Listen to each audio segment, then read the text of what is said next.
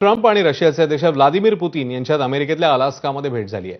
Ukraine युद्धावर तोडगा काढण्यासाठी दोन्ही राष्ट्रप्रमुखांमध्ये तब्बल 3 तास चर्चा झाली.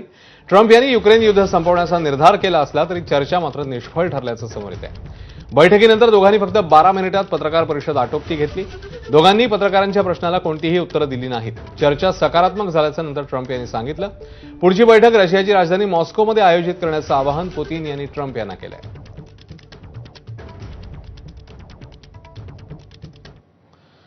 या दोन्ही नेत्यांची बैठक नेमकी कशी झाली आहे ते जाणून घेऊया.